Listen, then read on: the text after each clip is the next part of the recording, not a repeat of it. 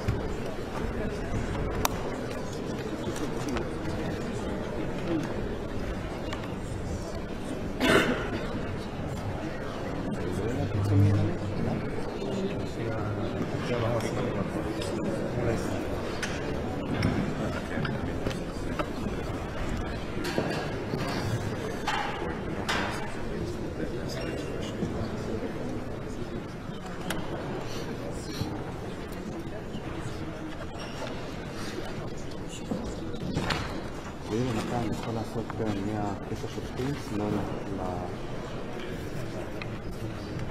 לצאת שידור לאוזן?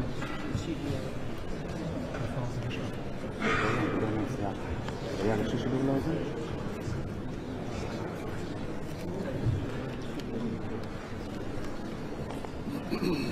כן, אני צריך שידור לאוזן בבקשה, שאני אוכל לשמוע שידור.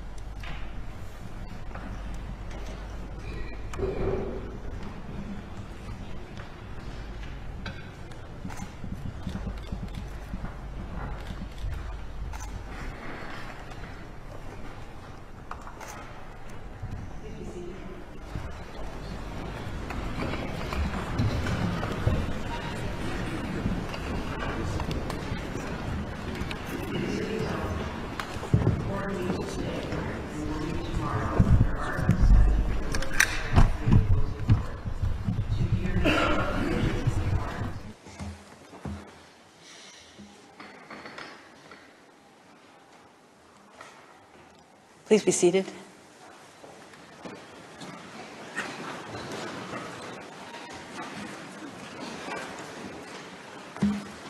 The sitting is open.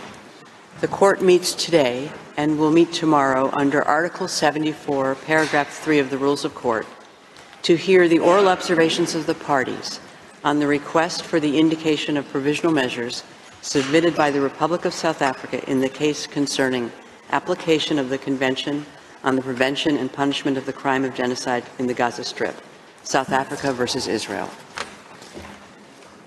The court does not include upon the bench a judge of the nationality of either party. Accordingly, both parties avail themselves of the right under Article 31, Paragraph 3 of the statute to choose a judge ad hoc.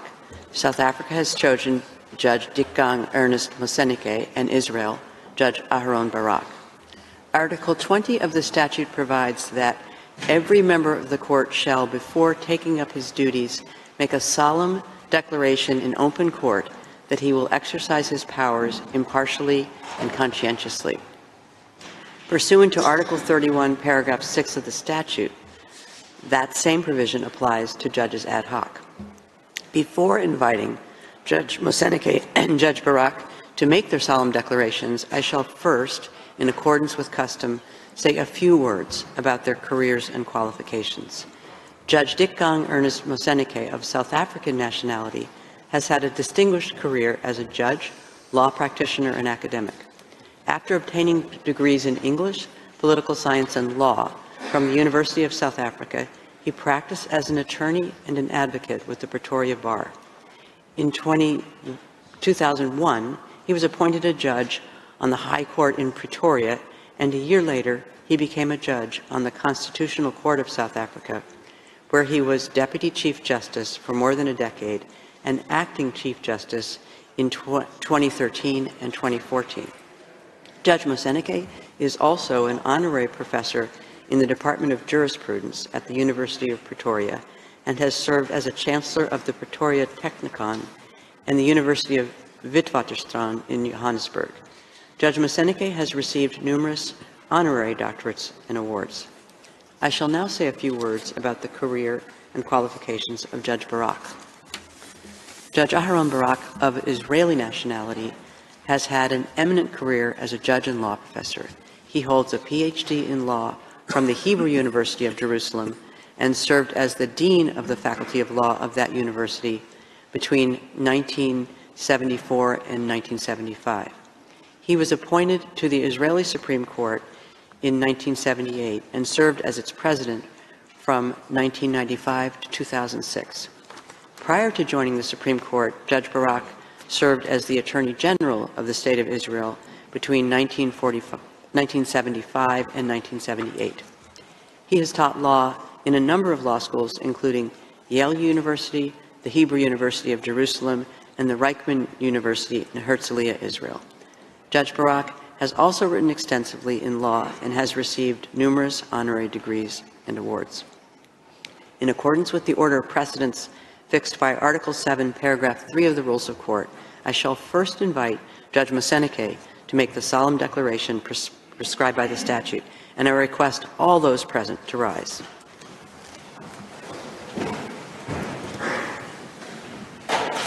Judge Moseneke, you have the floor.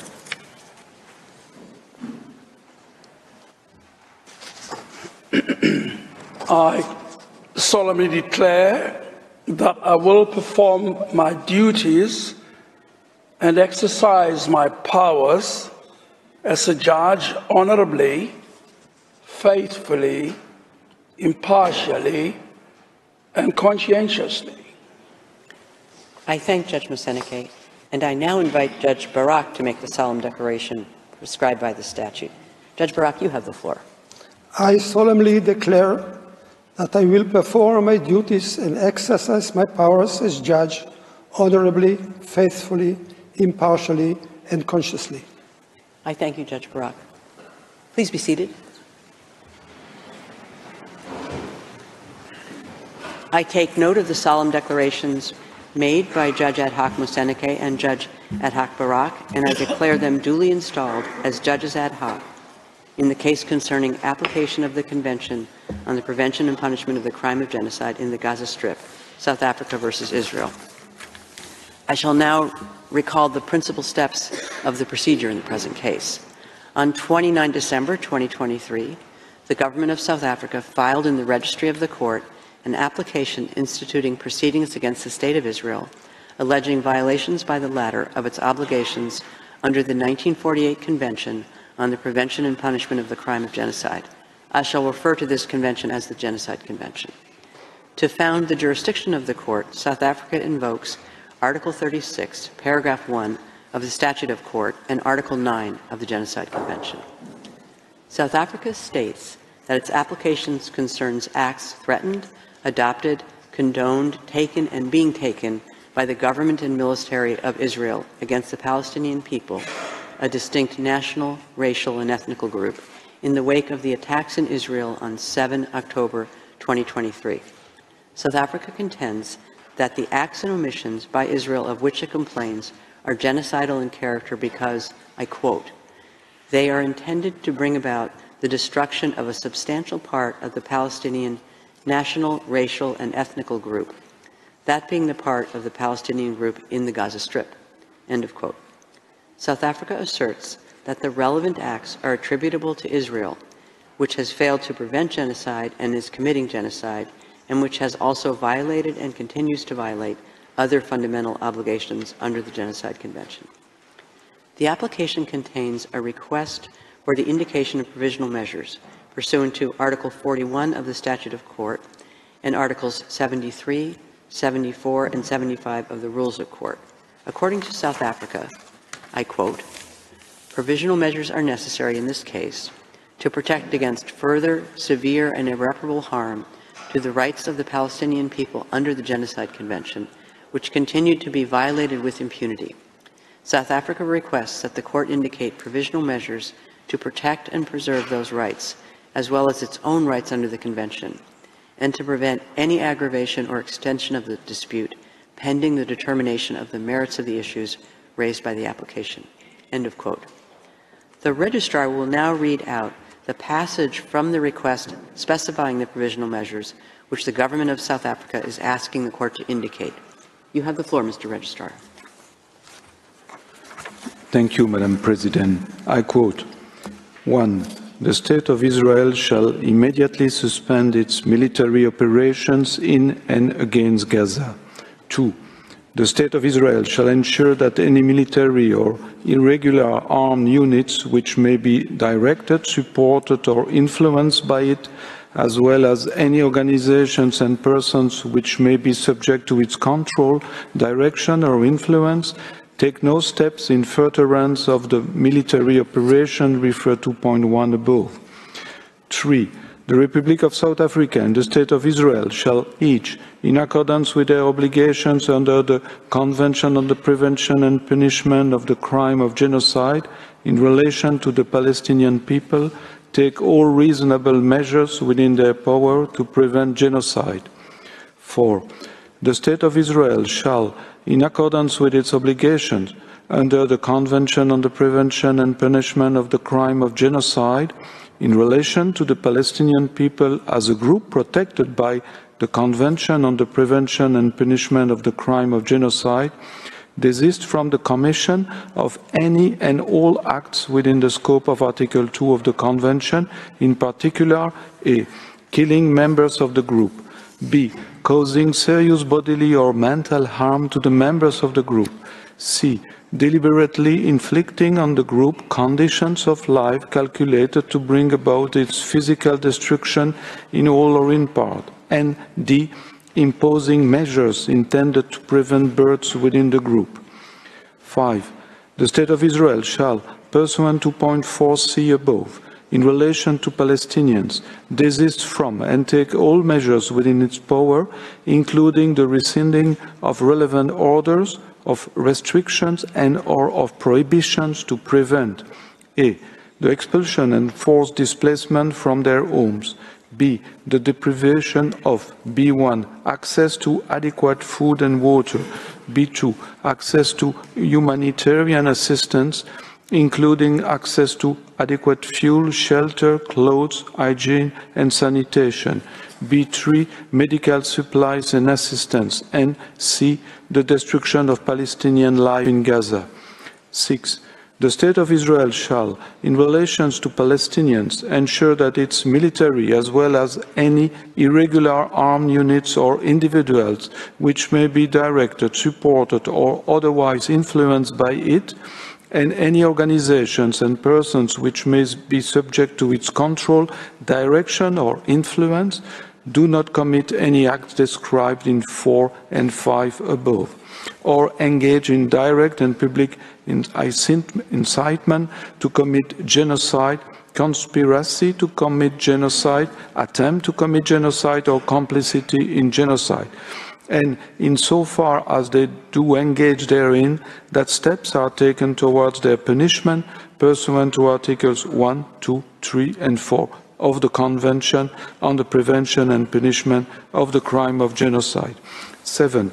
The State of Israel shall take effective measures to prevent the destruction and ensure the preservation of evidence related to allegations of acts within the scope of Article 2 of the Convention on the Prevention and Punishment of the Crime of Genocide. To that end, the State of Israel shall not act to deny or otherwise to restrict access by fact-finding missions, international mandates, and other bodies to Gaza to assist in ensuring the preservation and retention of said evidence. 8.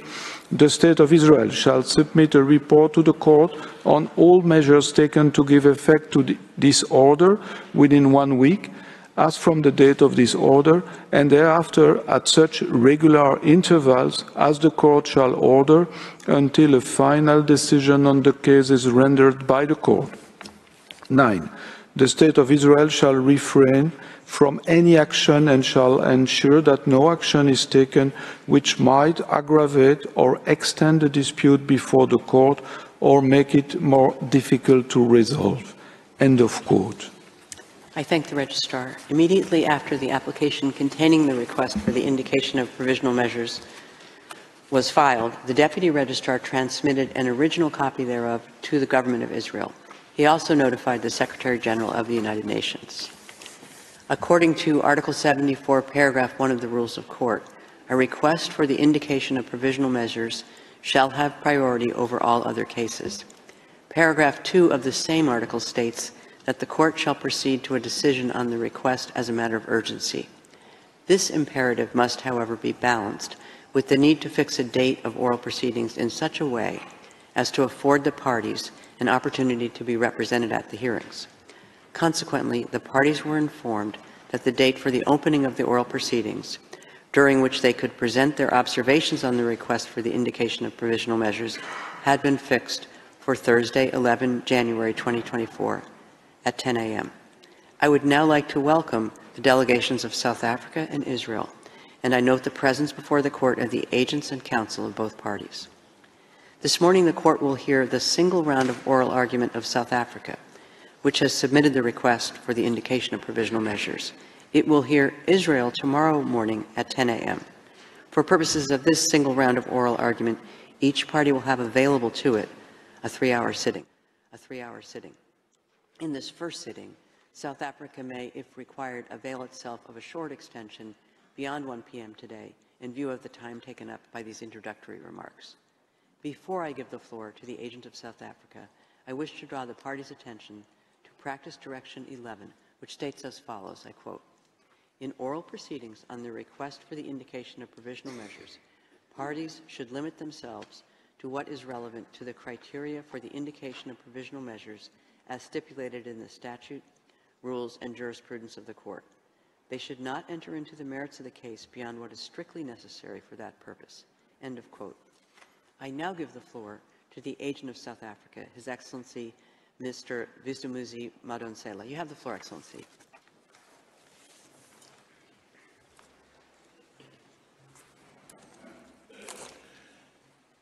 Madam President, distinguished members of the Court, it is an honor and a privilege for me to appear before you today on behalf of the Republic of South Africa. I wish to express my gratitude to the Court for convening this hearing on the earliest possible date to entertain South Africa's request for the indication of provisional measures in this matter. In our application, South Africa has recognized the ongoing Nakba of the Palestinian people through Israel's colonization since 1948, which has systematically and forcibly dispossessed, displaced, and fragmented the Palestinian people, deliberately denying them their internationally recognized inalienable right to self-determination and their internationally recognized right of return as refugees to their towns and villages in what is now the State of Israel. We are also particularly mindful of Israel's institutionalized regime of discriminatory laws, policies and practices designed and maintained to establish domination, subjecting the Palestinian people to apartheid on both sides of the Green Line. Decades-long impunity for widespread and systematic human rights violations has emboldened Israel in its recurrence and intensification of international crimes in Palestine. At the outset, South Africa acknowledges that the genocidal acts and omissions by the State of Israel inevitably form part of a continuum of illegal acts perpetrated against the Palestinian people since 1948. The application places Israel's genocidal acts and omissions within the broader context of Israel's 75-year apartheid, 56-year occupation, and 16-year siege imposed on the Gaza Strip, a siege which itself has been described by the director of UNRWA Affairs in Gaza as a silent killer of people.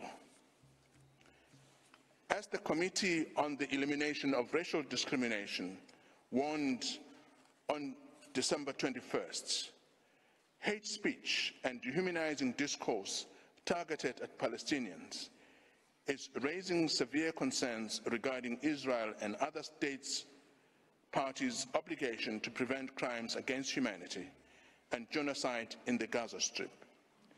This warning has been followed by a succession of warnings, including by 37 United Nations special rapporteurs, of the failure of the international system to mobilize to prevent genocide in Gaza.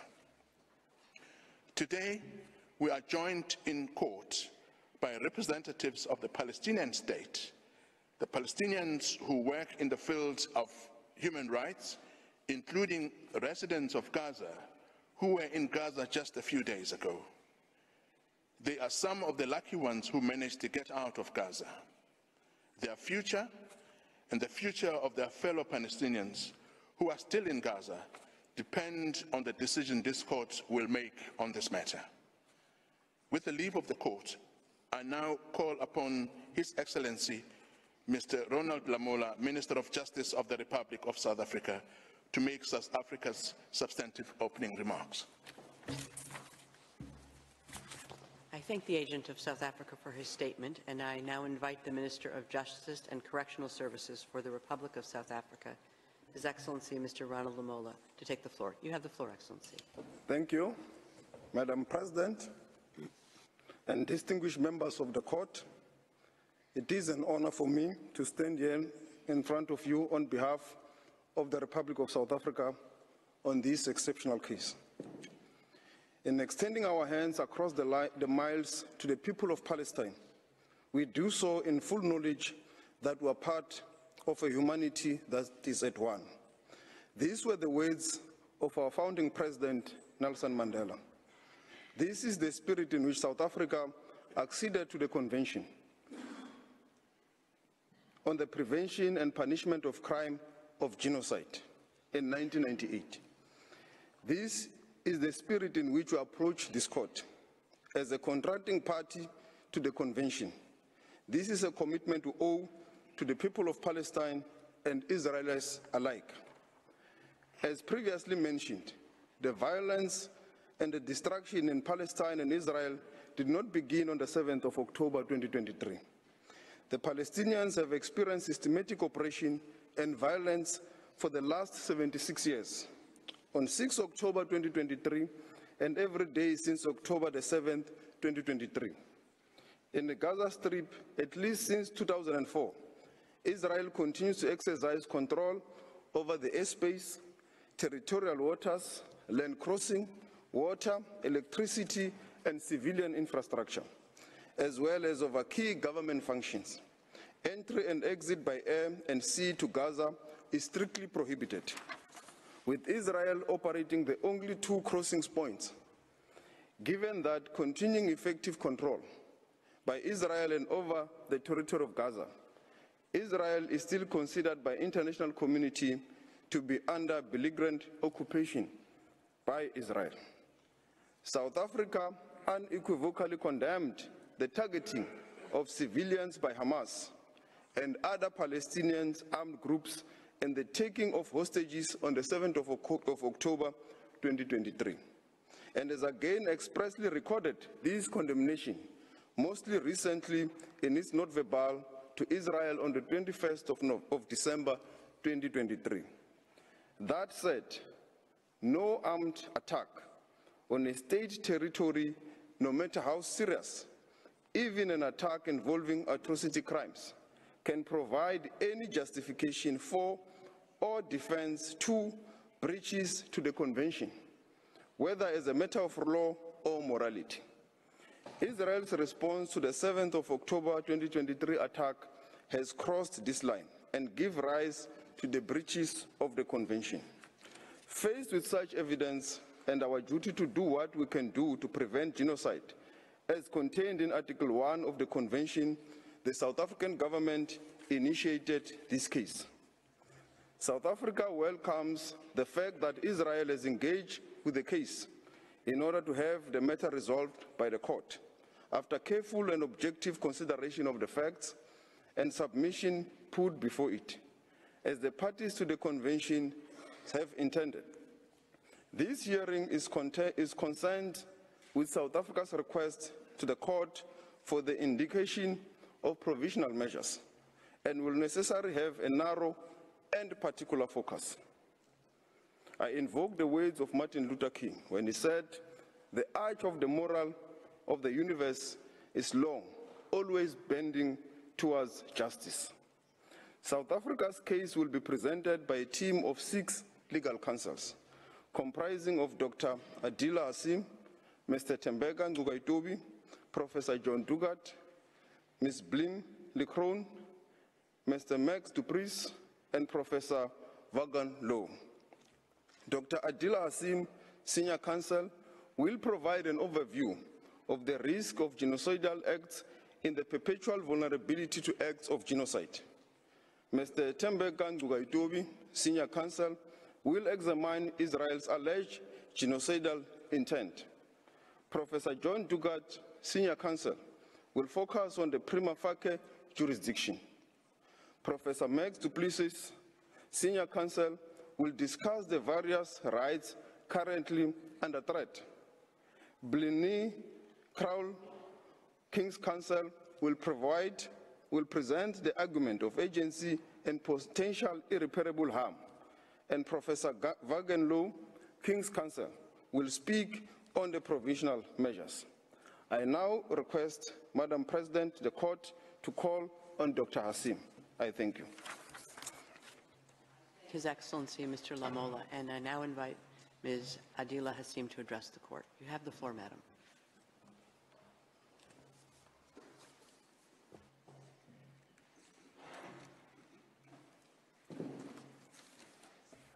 Thank you.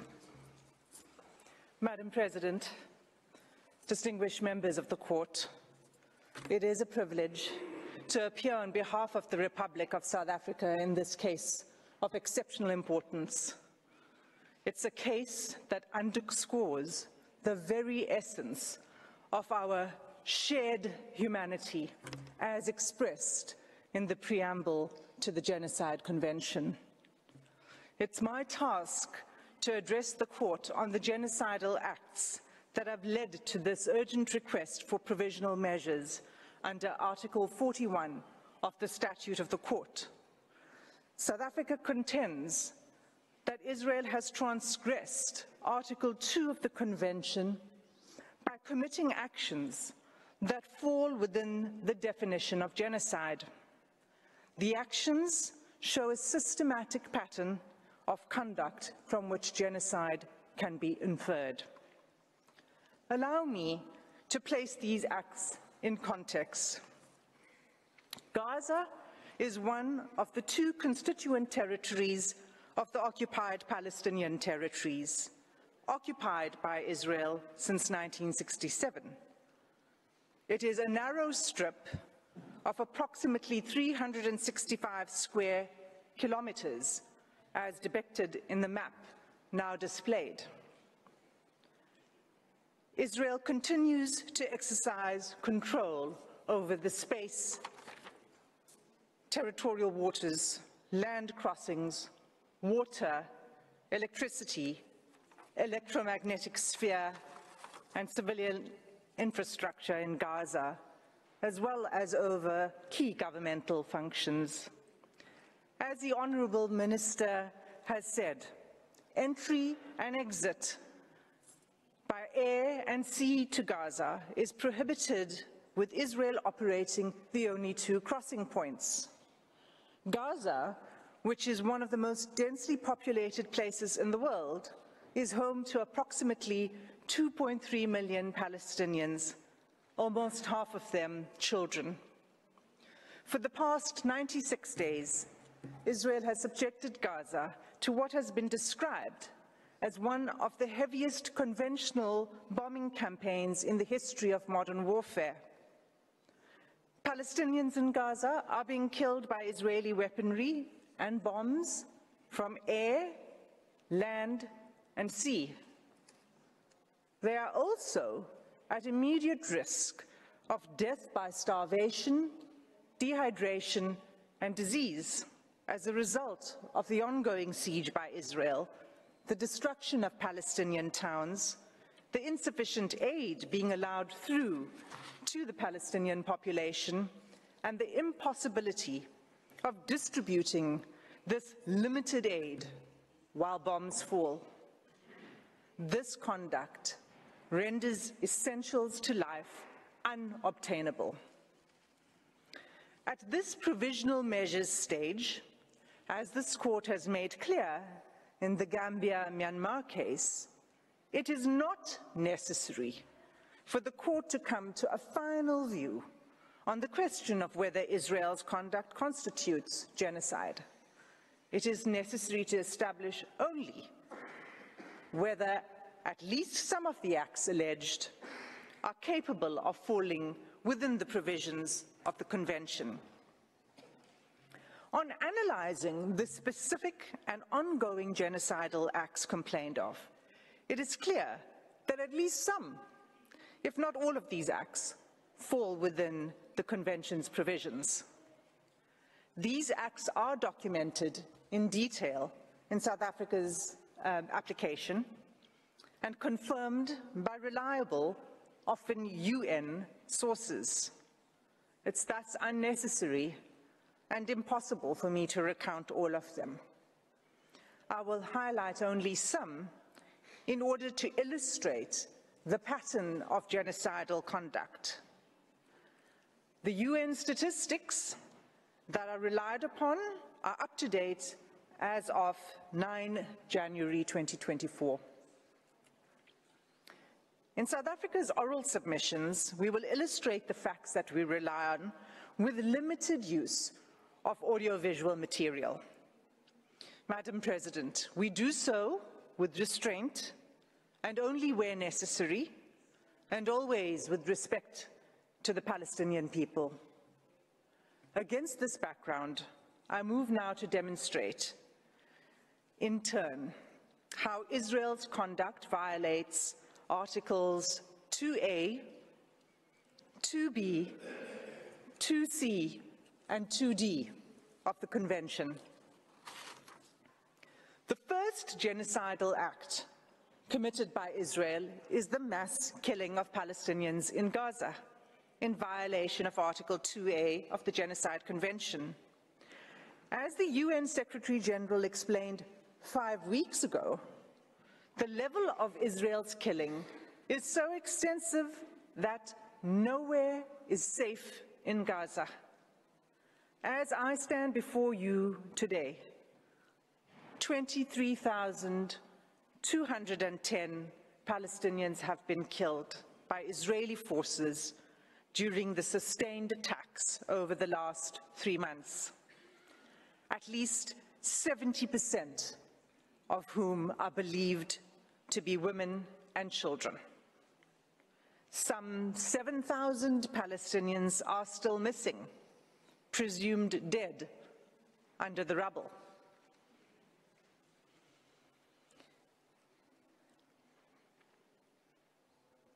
Palestinians in Gaza are subjected to relentless bombing wherever they go. They are killed in their homes, in places where they seek shelter, in hospitals, in schools, in mosques, in churches, and as they try to find food and water for their families. They have been killed if they failed to evacuate. In the places to which they have fled, and even while they attempted to flee along Israeli-declared safe routes. The level of killing is so extensive that those whose bodies are found are buried in mass graves, often unidentified. In the first 3 weeks alone, following 7 October, Israel deployed 6,000 bombs per week. At least 200 times it has deployed 2,000-pound bombs in southern areas of Palestine designated as safe. These bombs have also decimated the north, including refugee camps. 2,000-pound bombs are some of the biggest and most destructive bombs available. They are dropped by lethal fighter jets that are used to strike targets on the ground by one of the world's most resourced armies. Israel has killed an unparalleled and unprecedented number of civilians, with the full knowledge of how many civilian lives each bomb will take.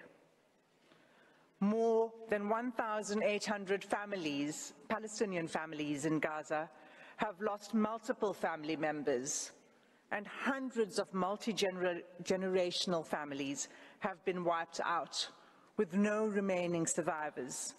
Mothers, fathers, children, siblings, grandparents, aunts, cousins, often all killed together. This killing is nothing short of destruction of Palestinian life. It is inflicted deliberately. No one is spared, not even newborn babies. The scale of Palestinian child killings in Gaza is such that UN chiefs have described it as a graveyard for children. The devastation, we submit, is intended to and has laid waste to Gaza beyond any acceptable legal, let alone humane, justification. The second genocidal act identified in South Africa's application is Israel's infliction of serious bodily or mental harm to Palestinians in Gaza in violation of Article 2B of the Genocide Convention. Israel's attacks have left close to 60,000 Palestinians wounded and maimed. Again, the majority of them women and children. This in circumstances where the healthcare system has all but collapsed. I'll return to this later in my speech. Large numbers of Palestinian civilians, including children, are arrested, blindfolded, forced to undress, and loaded onto trucks taken to unknown locations. The suffering of the Palestinian people, physical and mental, is undeniable. Turning to the third genocidal act under Article 2C, Israel has deliberately imposed conditions on Gaza that cannot sustain life and are calculated to bring about its physical destruction. Israel achieves this in at least 4 ways.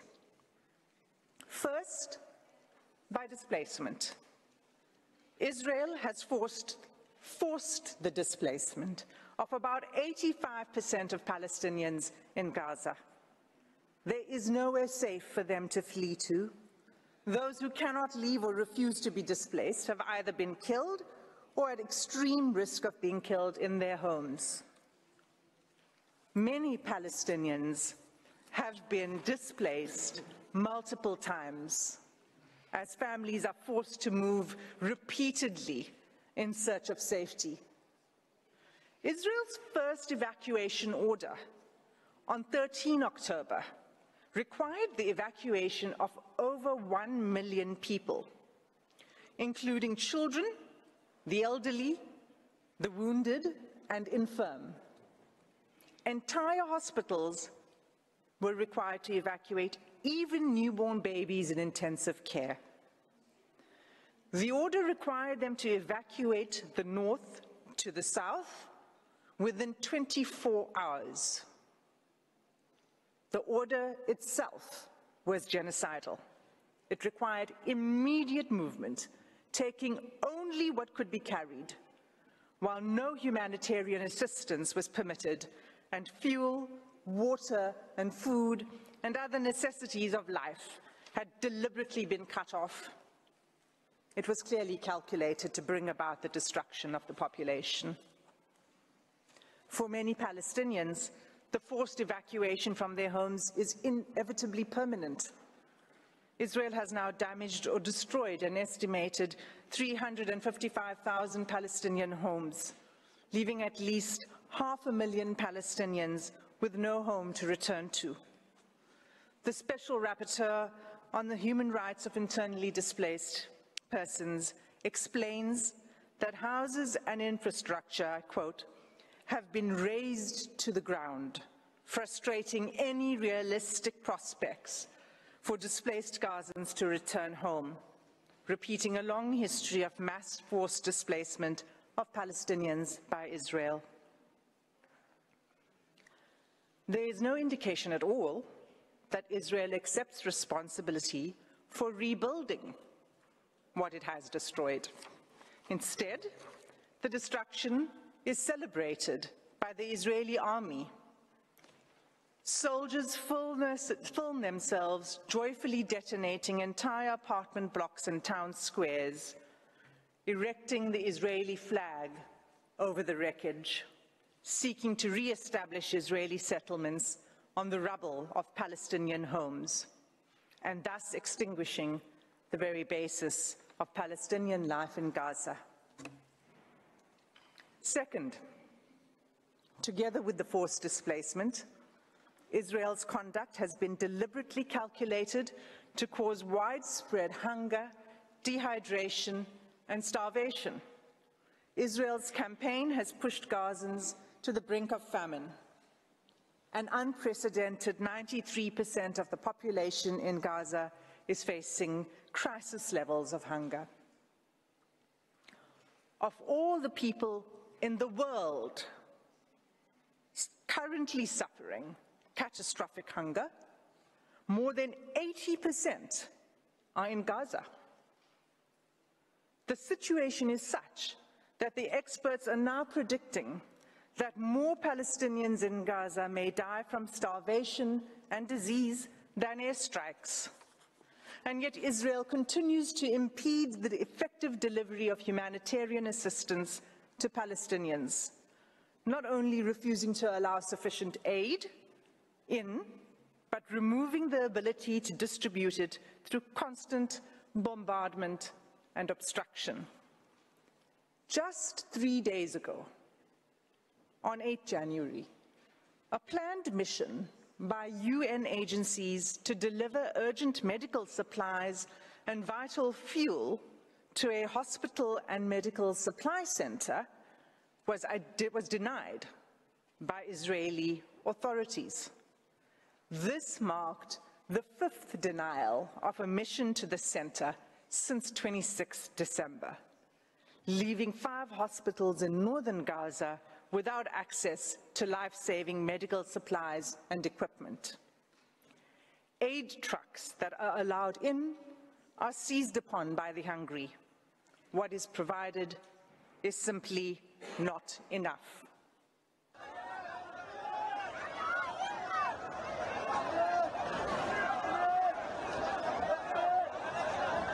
Madam President, members of the court, this is an image of an aid truck arriving in Gaza. Third, Israel has deliberately inflicted conditions in which Palestinians in Gaza are denied adequate shelter, clothes, or sanitation. For weeks, there have been acute shortages of clothes, bedding, blankets, and critical non-food items. Clean water is all but gone, leaving far below the amount required to safely drink, clean, and cook. Accordingly, the WHO has stated that Gaza is experiencing soaring rates of infectious disease outbreaks. Cases of diarrhea in children under 5 years of age have increased 2,000% since hostilities began. When combined and left untreated, malnutrition and disease create a deadly cycle. The 4th genocidal act under Article 2B is Israel's military assault on Gaza's healthcare system, which renders life unsustainable. Even by 7 December, the UN Special Rapporteur on the right to health noted that the healthcare of infrastructure in the Gaza Strip has been completely obliterated. Those wounded by Israel in Gaza are being deprived of life-saving medical care. Gaza's healthcare system, already crippled by years of blockade and prior attacks by Israel, is unable to cope with the sheer scale of the injuries. Finally, the UN Special Rapporteur on Violence Against Women and Girls has pointed to acts committed by Israel that would fall under the fourth category of genocidal acts in Article 2D of the Convention. On 22 November, she expressly warned the following: the reproductive violence inflicted by Israel on Palestinian women, newborn babies, infants, and children could be qualified as acts of genocide under Article 2 of the Genocide Convention, including imposing measures intended to prevent births within a group.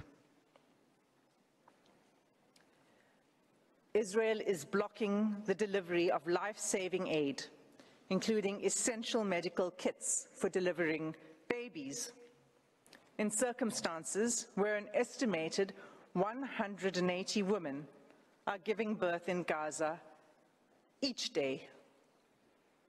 Of these 180 women, the WHO warns that 15% are likely to experience pregnancy or birth-related complications and need additional medical care.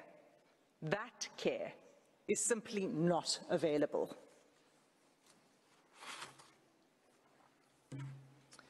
In sum, Madam President, all of these acts, individually and collectively, form a calculated pattern of conduct by Israel, indicating a genocidal intent.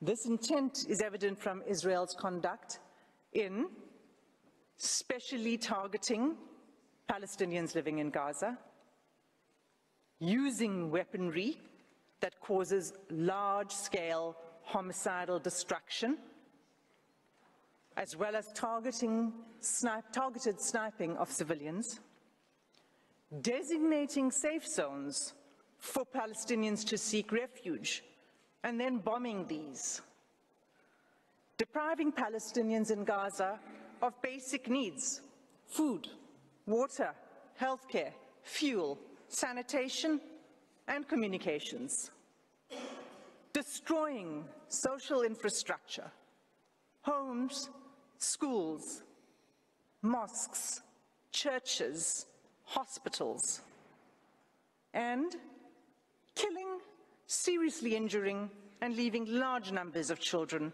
orphaned.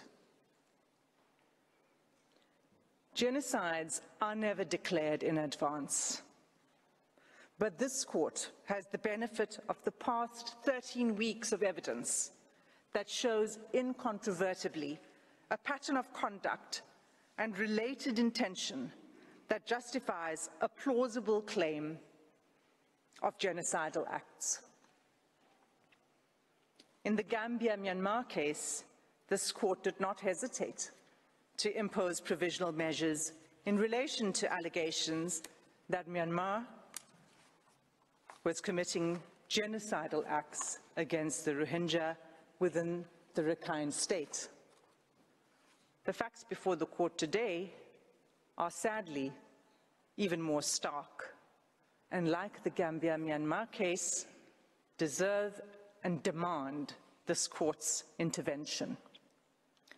Every day, there is mounting irreparable loss of life, property, dignity, and humanity for the Palestinian people.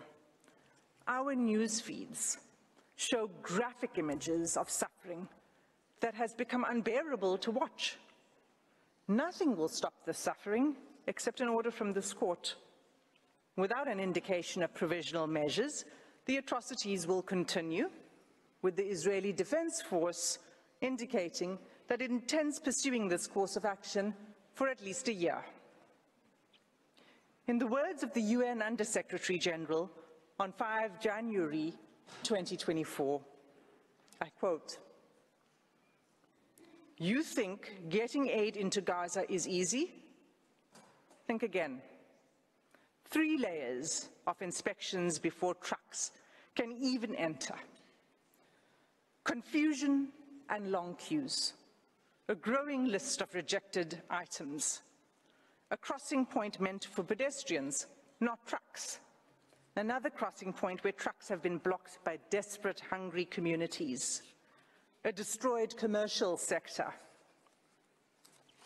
Constant bombardments, poor communications, damaged roads, convoys shot at, delays at checkpoints, a traumatized and exhausted population crammed into a smaller and smaller sliver of land, shelters which have long exceeded their full capacity, aid workers themselves displaced, killed. This is an impossible situation for the people of Gaza and for those trying to help them. The fighting must stop." Close quote. Madam President, members of the court, that concludes my section on the genocidal conduct of Israel. I thank you for your patient attention, and I ask that you call Advocate Mukaitobi to the podium to address the court on genocidal intent. I thank Ms. Hassim, and I now invite Mr. Tembeke Nukaitobi to address the court. You have the floor, sir.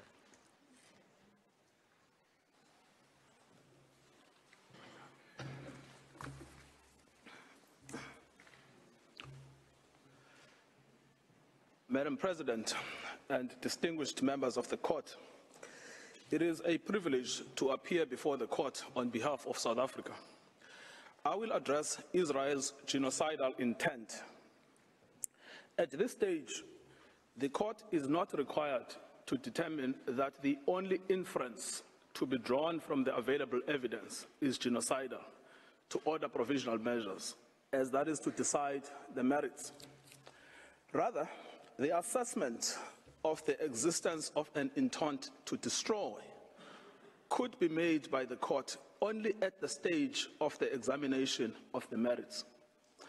That some of the alleged acts may also amount to atrocities other than genocide does not exclude the finding of plausible acts of genocide. Madam President, South Africa is not alone in drawing attention to Israel's genocidal rhetoric against Palestinians in Gaza. 15 United Nations special rapporteurs and 21 members of the United Nations working groups have warned that what is happening in Gaza reflects a genocide in the making and an overt intent to destroy the Palestinian people under occupation.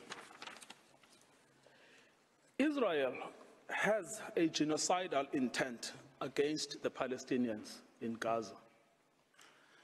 That is evident from the way in which Israel's military attack is being conducted, which has been described by Ms. Hassim as C. It is systematic in its character and form. The mass displacement of the population of Gaza, headed into areas where they continue to be killed, and the deliberate creation of conditions that, quote, lead to a slow death, unquote. There is also the clear pattern of conduct, the targeting of family homes and civilian infrastructure, laying waste to vast areas of Gaza, and the bombing, shelling, and sniping of men, women, and children where they stand, the destruction of the health infrastructure, and lack of access to humanitarian assistance.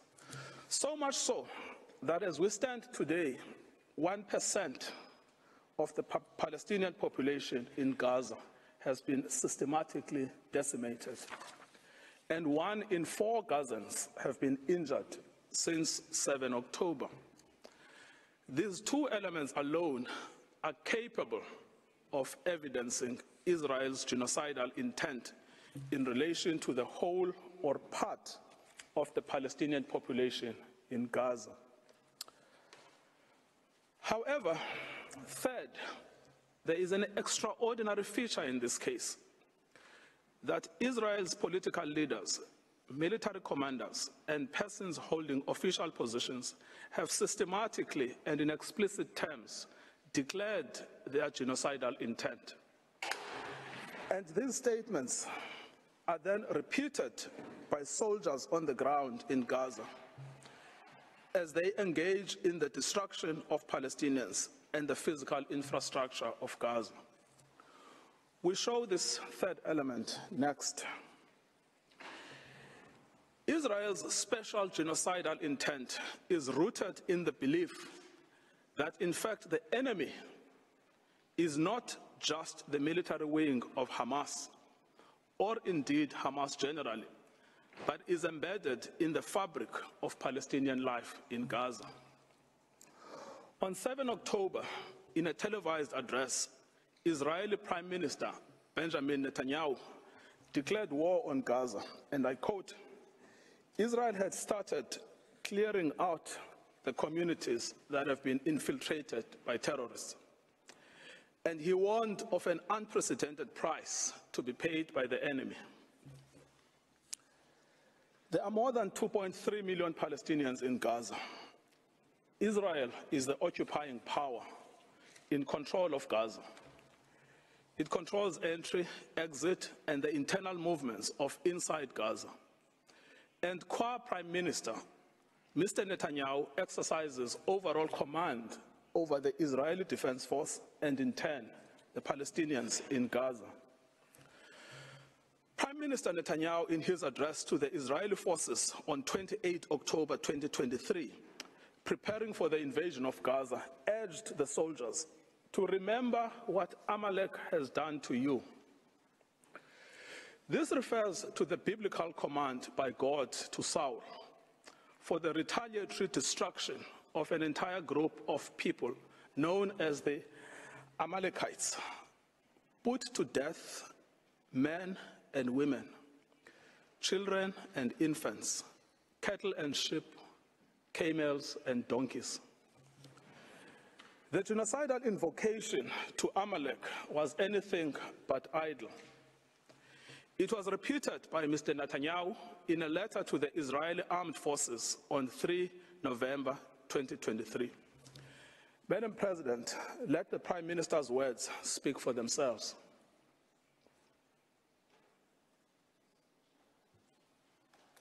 Has done to you, says our Holy Bible, and we do remember and we are fighting our brave troops and combatants who are now in Gaza or around Gaza and in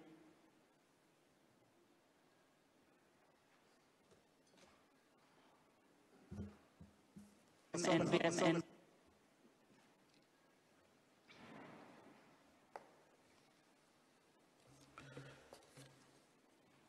The Deputy Speaker of the Knesset, Israel's parliament, has called for the erasure of the Gaza Strip from the face of the earth. The Defense Force agrees. On 9 October, the Defense Minister, Yoav Gallant, gave a situation update to the army, where he said that as Israel was imposing a complete siege on Gaza, there would be no electricity, no food, no water, no fuel. Everything would be closed because Israel is fighting human animals. Speaking to troops on the Gaza border, he instructed them that he has released all the restraints and that Gaza won't return to what it was before. We will eliminate everything. We will reach all places. Eliminate everything. Reach all places without any restraints. The theme of destruction of human animals was reiterated by an Israeli army coordinator of government activities in the territories on 9 October 2023, who, in an address to Hamas and the residents of Gaza, stated that Hamas has become ISIS and that the citizens of Gaza are celebrating instead of being horrified. He concluded that human animals are dealt with accordingly. Israel has imposed a total blockade on Gaza. No electricity, no water, just damage. You wanted hell, you will get hell. The language of systematic dehumanization is evident here. Human animals. Both Hamas and civilians are condemned. Within the Israeli cabinet, this is also a widely held view. The Minister of Energy and Infrastructure, Israel Katz, called for the denial of water and fuel, as this is what will happen to a people of children killers and slaughterers. This admits of no ambiguity. It means to create conditions of death of the Palestinian people in Gaza. To die a slow death because of starvation and dehydration, or to die quickly because of a bomb attack or snipers, but to die nevertheless. In fact, Heritage Minister Amichai Eliyahu said that Israel must find ways for Gazans that are more painful than death. It is no answer to say that neither are in command of the army. They are ministers in the Israeli government. They vote in the Knesset and are in a position to shape state policy. The intent to destroy Gaza has been nurtured at the highest levels of state, as President Isaac Herzog has joined the ranks of those signing bombs destined for Gaza. Having previously noted that the entire population in Gaza is responsible and that this rhetoric about civilians not aware, not involved is absolutely not true, we will fight until we break their backbone. Later attempts by the President and others to neutralize this speech have not altered the sting of his words, which was to tar all Palestinians as responsible for the actions of Hamas. Nor, as I will show below, has it affected how state policy is understood within government.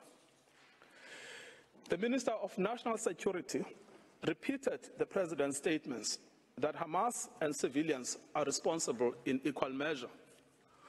On 10 November 2023, in a televised interview, he stated that when we say that Hamas should be destroyed, it also means those who celebrate, those who support, and those who hand out candy. They are all terrorists, and they should also be destroyed. These are orders to destroy and to maim what cannot be destroyed. These statements are not open to neutral interpretations or after-the-fact rationalizations and reinterpretations by Israel. The statements were made by persons in command of the state. They communicated state policy. It is simple. If the statements were not intended, they would not have been made. The genocidal intent behind these statements is not ambiguous to the Israeli soldiers on the ground. Indeed, it is directing their actions and objectives. On 7 December 2023, Israeli soldiers proved that they understood the Prime Minister's message to remember what the Amalek has done to you as genocidal. They were recorded by journalists dancing and singing. We know our motto, there are no uninvolved, that they obey one commandment, to wipe off the seed of Amalek.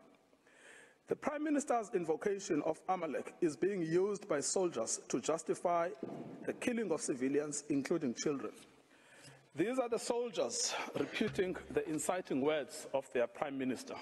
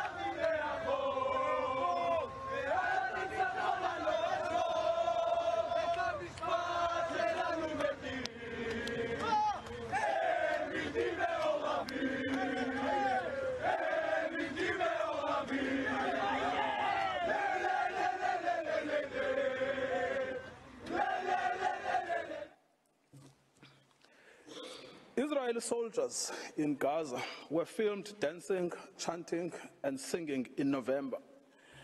May their village burn, may Gaza be erased. There is now a trend among the soldiers to film themselves committing atrocities against civilians in Gaza in a form of snuff video. One recorded himself detonating over 50 houses in Shujaiya. Other soldiers were recorded singing, "We will destroy all of Khan Yunis and this house. We will blow it up for you and for everything you do for us." These are the soldiers putting into effect their command.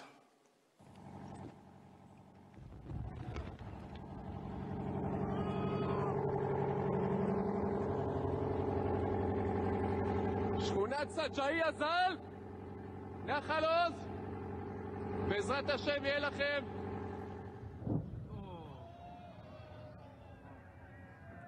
גדוד חטיבה 828, אומרת סג'איה שלום. מדהים. 30 בתים, גדוד 749.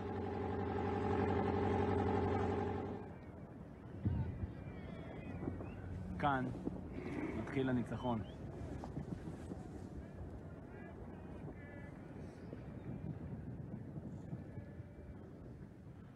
עם ישראל חי.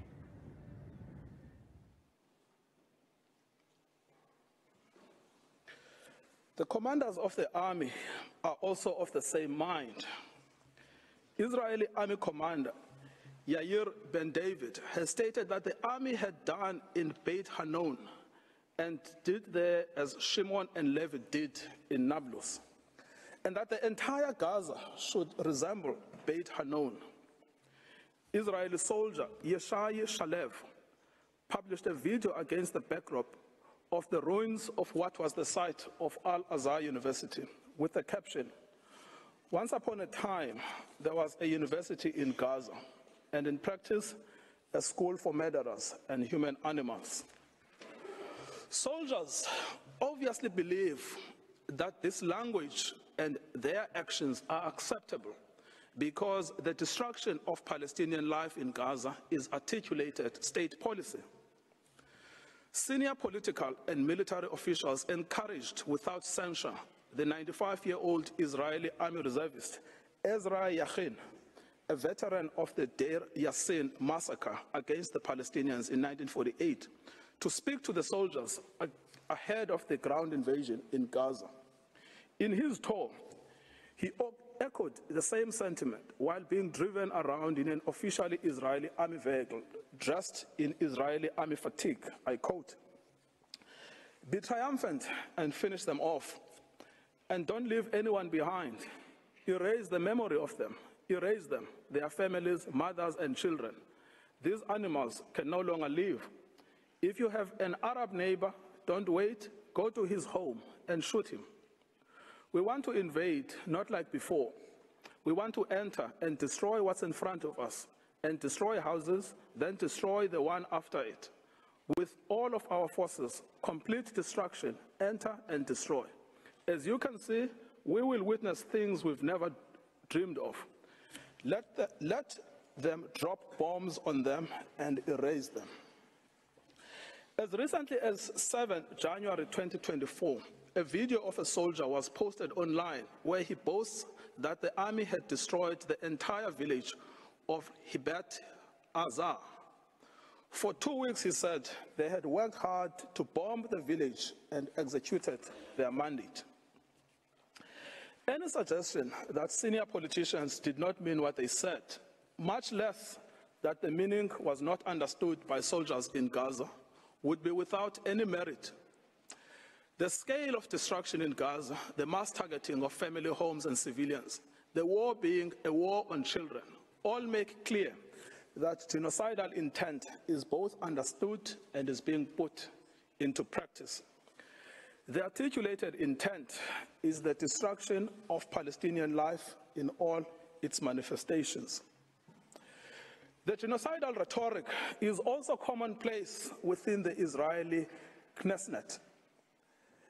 Members of the Knesset have repeatedly called for Gaza to be wiped out, flattened, erased, and crushed on all its inhabitants. They have deplored anyone feeling sorry for the uninvolved Gazans, asserting repeatedly that there are no uninvolved, that there are no innocents in Gaza, that the killers of the women and children should not be separated from the citizens of Gaza, and that the children of Gaza have brought this upon themselves, and that there should be one sentence for everyone there, death. Finally, the lawmakers have called for mercilessly bombing from the air, with some advocating for the use of nuclear doomsday weapons, and a Nakba that will overshadow the Nakba of '48. The Prime Minister's genocidal speech has gained ground among some elements of civil society. A famous singer has repeated Mr. Netanyahu's Amalek reference, stating that Gaza must be wiped out and be destroyed with every Amalek seed. We simply must destroy all of Gaza and exterminate everyone who is there. Another has called to erase Gaza, not leave a single person there. Journalists and commentators have announced that the woman is an enemy, the baby is an enemy, the pregnant woman is an enemy. That it is necessary to turn the strip into a slaughterhouse, to demolish every house our soldiers come across, exterminate everyone. The intentional failure of the government of Israel to condemn, prevent, and punish such genocidal incitement constitutes in itself a grave violation of the Genocide Convention.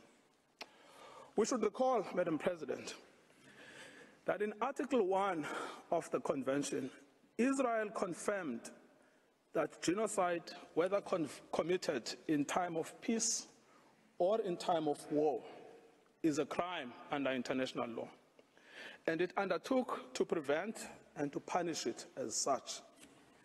This failure to prevent, condemn, and punish such speech by the government has served to normalize genocidal rhetoric and extreme danger for Palestinians within Israeli society. As MK Moshe Sada from the Likud party has said, the government's own attorneys share his views that Palestinians in Gaza must be destroyed. I quote, "You go anywhere and they tell you to destroy them. In the kibbutz, they tell you to destroy them. My friends at the state attorney's office who fought with me on political issues in debate said to me, it is clear that we need to destroy all Gazans. Destroy all Gazans." Israel is aware of its destruction of Palestinian life and infrastructure. Despite this knowledge, it has maintained and indeed intensified its military activity in Gaza. As to full awareness, in the week after 7 October, NGOs and the United Nations warned of an unprecedented humanitarian crisis in Gaza. The UN stated that actors must allow humanitarian teams and goods to immediately and safely reach the hundreds of thousands of people in need. So right from the beginning, Israel knew that it was depriving water, food, electricity, and essentials for survival. It said so. Everything is closed.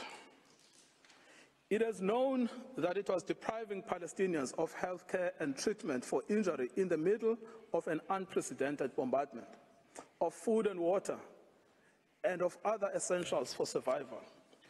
This prompted the World Health Organization to say, "We are on our knees asking for sustained, scaled-up, protected humanitarian operations, appealing to all those in a situation to make a decision or influence decision makers to give us the humanitarian space to address this human catastrophe." Despite this knowledge, Israel continues to target infrastructure essential for survival: water and sanitation infrastructure, solar panels, bakeries, mills, crops. It bombs hospitals, decimating the healthcare system. It targets aid workers and the infrastructure of the United Nations. It is because of the policy of Israel that Gaza has become a place of death and despair. In conclusion, Madam President, many propagators of grave atrocities have protested that they were misunderstood, that they did not mean what they said, and that their own words were taken out of context. What state would admit to a genocidal intent? Yet, the distinctive feature of this case has not been the silence as such, but the reiteration and repetition of genocidal speech throughout every sphere of state in Israel. We remind the court of the identity and authority of the genocidal inciters: the Prime Minister, the President, the Minister of Defense, the Minister of National Security, the Minister of Energy and Infrastructure, members of the Knesset, senior army officials, and foot soldiers. Genocidal utterances are therefore not out in the fringes. They are embodied in state policy. The intent to destroy is plainly understood by soldiers on the ground. It is also fully understood by some within the Israeli society, with the government facing criticism for allowing in any aid to Gaza on the basis that it is recanting on its promise to starve Palestinians. Any suggestion that Israeli officials did not mean what they said or were not fully understood by soldiers and civilians alike to mean what they said should be rejected by this court. The evidence of genocidal intent is not only chilling, it is also overwhelming and incontrovertible. Madam President, it is now my honor to request you to call Mr. John Dugard on the subject of jurisdiction. I thank Mr. Ngukai Toby, and I now invite Professor John Dugard to take the floor. You have the floor, Professor.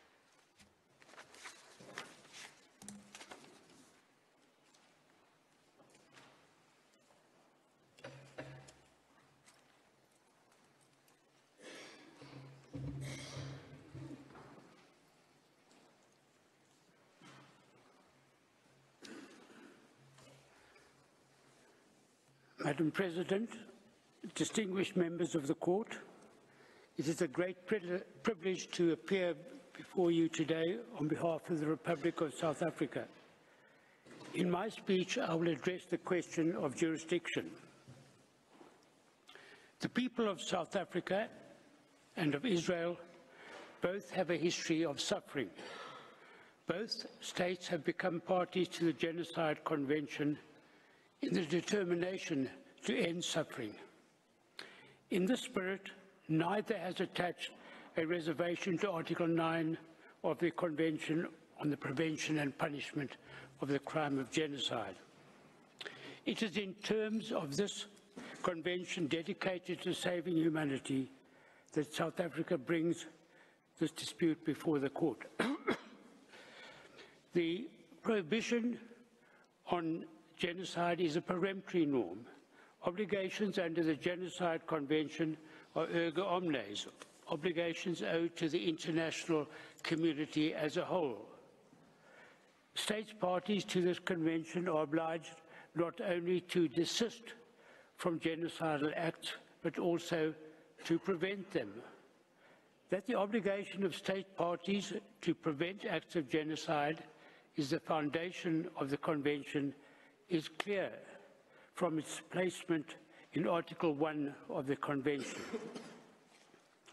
Article 9 of the Genocide Convention makes it clear that state parties are guardians of the Genocide Convention. Unlike other treaties designed to protect human rights, it does not oblige states to pursue negotiations as a prelude to approaching this court. It does not treat the ending of genocidal acts as a bilateral affair between states. Instead, it envisages a situation in which a state, acting on behalf of the international community as a whole, seizes the jurisdiction of the court as a matter of urgency to prevent genocide. South Africa has a long history of close relations with Israel. For this reason, it did not bring the dispute immediately to the attention of the court. It watched with horror as Israel responded to the terrible atrocities committed against its people on 7 October, with an attack on Gaza that resulted in the indiscriminate killing of innocent Palestinian civilians, most of whom were women and children.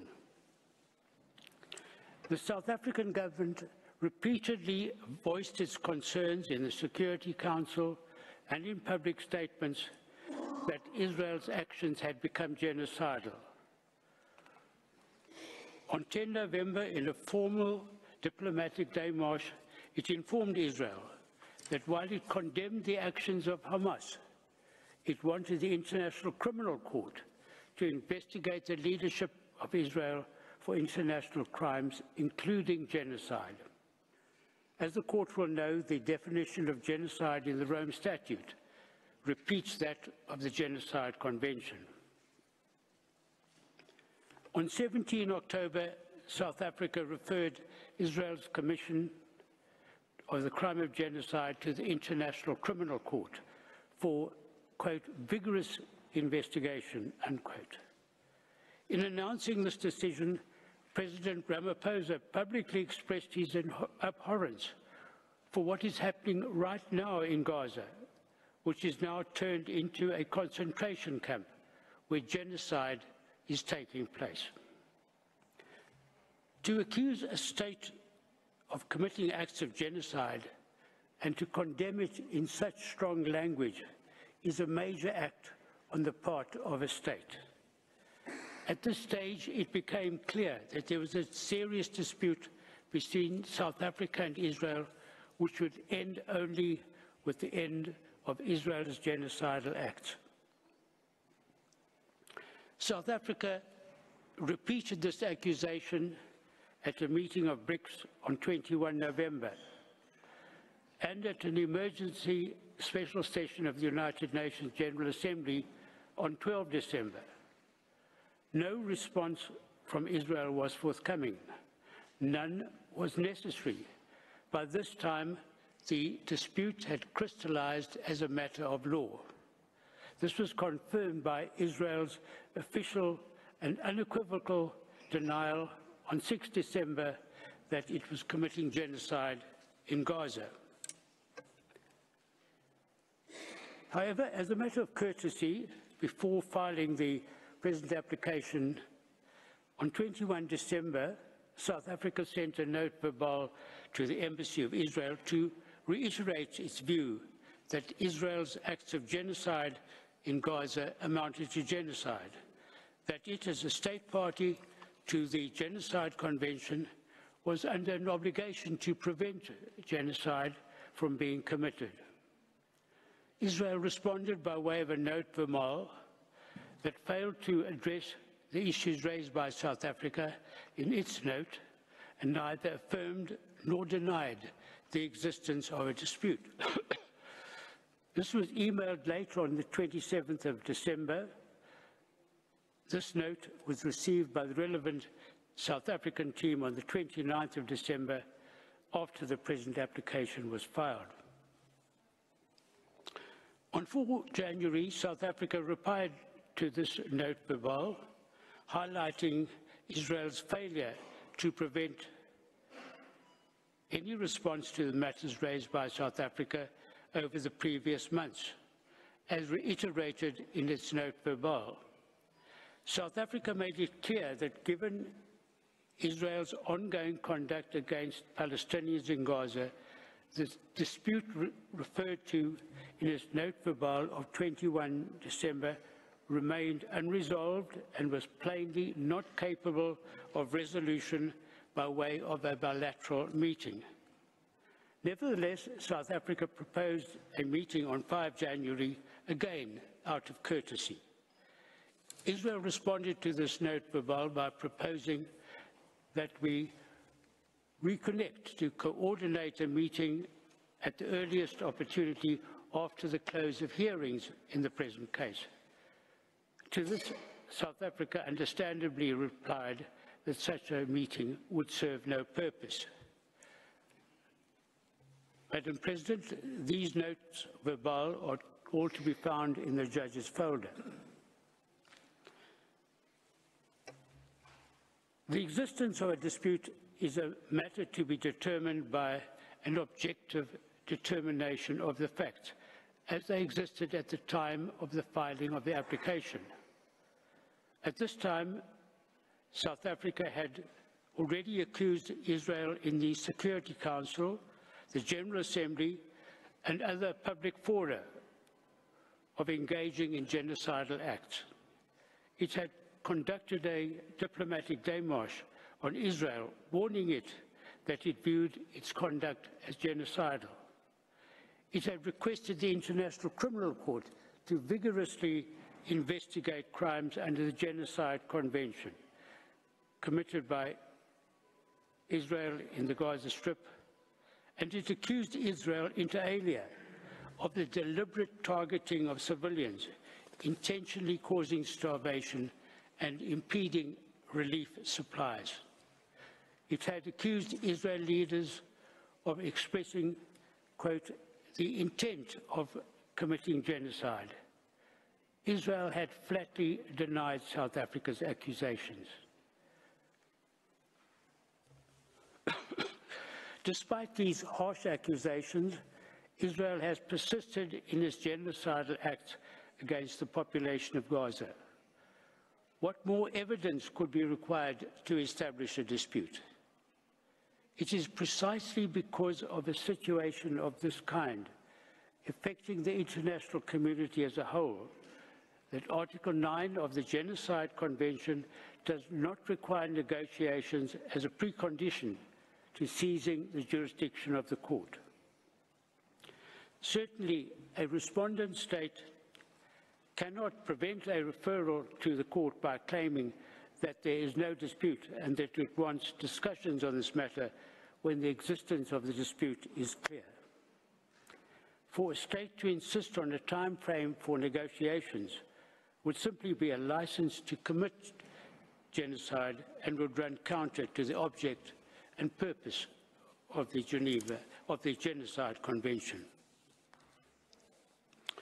Madam President, the question of the crystallization of a dispute has been addressed by this court in preliminary objections at the merit stage where the burden of proof is higher. Although the court has generally adopted a flexible approach to the subject, it has laid down a number of tests for the existence of a dispute. First, it must be shown that the claim of one party is positively opposed by the other. Second, the date for determining the existence of the dispute is the date of the application, but subsequent conduct may be considered. 3, whether the dispute exists must be determined by an objective determination of the facts. And 4, a dispute exists when it is demonstrated on the basis of the evidence that the respondent was aware or could not have been unaware that its views were positively opposed. When these propositions are applied to the facts of this case, it is incontrovertible that a dispute exists between South Africa and Israel. South Africa strongly believes that what Israel is doing in Gaza amounts to genocide. Israel denies this and claims that such an accusation is legally and factually wrong and, moreover, is obscene. So an objective determination of the facts shows that a dispute existed on the date of the submission of South Africa's application, and this has been confirmed by Israel's subsequent statements and by its continuing conduct in Gaza. Moreover, Israel must have been aware from South Africa's public statements, the démarche, and the referral of the matter to the International Criminal Court of Israel's genocidal acts that a dispute existed between the two states. Madam President, the Court has indicated that in an application for provisional measures, it is sufficient to show that there is a prima facie basis for jurisdiction. It is submitted that South Africa has convincingly established the existence of a dispute between it and Israel over the fulfillment of the latter's obligations under the Genocide Convention. Finally, it is submitted that regard should be had to the special considerations that apply to the existence of a dispute under Article 9 of the Genocide Convention between a state that brings an application in furtherance of its obligation to prevent genocide and a state accused of committing genocide. This concludes my speech. Madam President, I thank you, the members of the Court, for your attention.